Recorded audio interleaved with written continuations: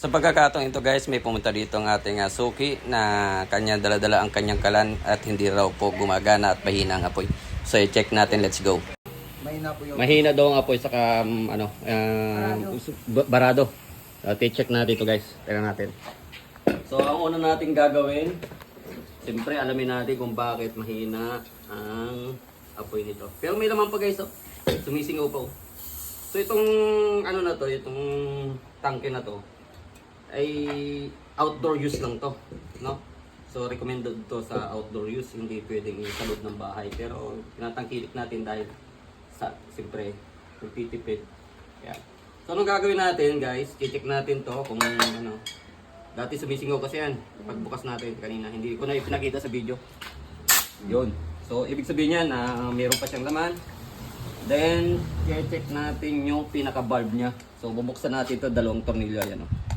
Buksan natin to para i-check natin yung pinaka-pin niya, no? Yung pinaka ayan. So pagkabukas natin, so bago pa to guys, oh. Bago pa yung burner niya. So bagong bili lang yata. Kaya lang ang ginagawa ay doon sila bumili sa kabila. Dito, ayun, gigiata na siya. So ang gagawin natin, lilinisan natin muna yan.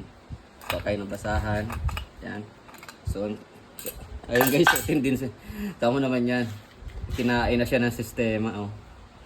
Yan. So parang nagkaroon siya ng leak. Ayan. So kaya hindi siya ng apoy. So ito guys, kung mapapansin nyo, mayroong pinakamaliit na butas diyan. So para ma-testing natin kung kung barado, babalik natin itong pinaka-trade, pinaka-burner niya. So mahina guys. So medyo dapat to sumisirit siya. Pero hindi pa naman siya may lumalabas siya, pero i-check pa rin natin. So guys, nung mga panahon na may mga dikalat tayo, anong tawag sa inyo to guys? Ayan, yung mayroong pinakamaliit na string. So i-check natin to. Ayan. So ito. Oops, napakalit ng butas nito, buhok. So pag ito nabarahan, kasi ito guys, halo ng gas saka oxygen.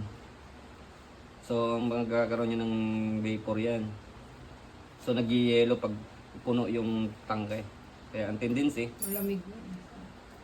Magbabara yung pinakamaliit lang kasi yung butas niyan. So yun, may na siya, may pressure na siya ng bagya. So ikakabit na natin uli. Yan. Okay na. So check natin to. Testing natin kung malakas na yung niya. Pause mo muna. Saka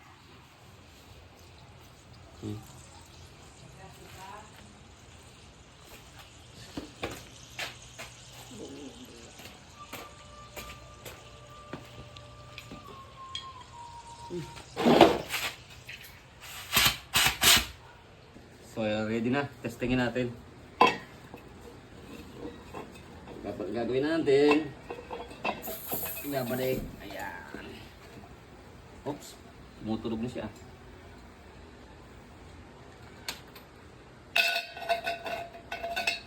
Okay guys, tayo natin muna yung electric fan.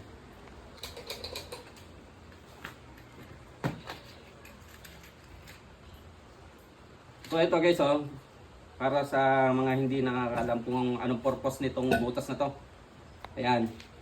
So ang purpose ng butas na yan, pag sindi nyo ng posporo o any man na lighter, dito mapapasok yan para hindi ka masaktan. Ayan. Kasi yung iba dito sa ibabaw, siyempre pag hindi mo alam yung pressure ng biglang biglang sisiglab yan, kung kamay mo ay may mga balahibo, didikit yan. So kaya itong purpose nito may butas para dito padaanin. Okay, ganda ng lakas ng apoy, oh. Ayan, ang inayos natin. So sa mga nagustong matuto at para may mga dagdag kaalaman pa rin sa LPG, ito, tutok na lang kayo kay Tennis Ray Rice. Yan. Maraming salamat sa inyo sa panonood. And God bless you all. Bye-bye.